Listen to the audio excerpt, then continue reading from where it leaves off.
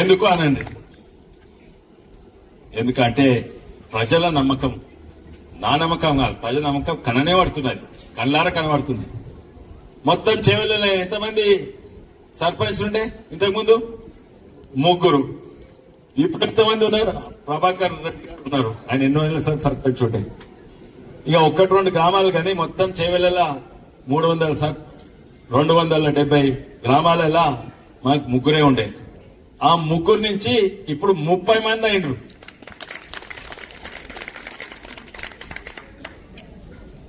ఆర్థిక శాస్త్రంలో రాజకీయాలైనా లేకుంటే ఇంజనీరింగ్ అయినా విద్యారంగం వైద్య రంగంలో అయినా కూడా ఒక్కటి వాస్తవం, నువ్వు ఎంత పెద్దగా ఉన్నావో కాదు, ఎంత బలంగా ఉన్నావో కాదు, ఎటు దిక్కు పోతున్నావు, ఏ డైరెక్షన్ లో పోతున్నావో, ఏ వెక్టర్ ఉందంటారు, అది ముఖ్యం.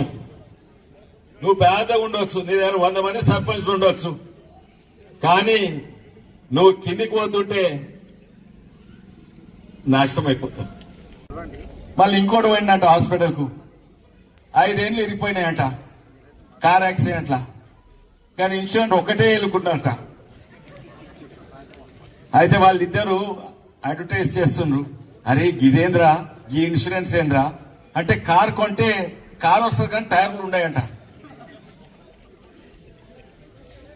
షర్ట్ కొంటే షర్ట్ ఉంటుంది కానీ బటన్లు పాకెట్ వేరే ఉంటాయంట. నాకు గదియాదికి వస్తుంది ఇక్కడ వస్తాయి. అరే రాజీవ్ సగ్రు అని నీళ్ళు ఇస్తానని టాకీలు లేవు, నీళ్ళు లేవంట, అంతేనా? గట్లున్నది కాంగ్రెస్ ప్రభుత్వం, గట్లనే ఉన్నది కాంగ్రెస్ ప్రభుత్వం.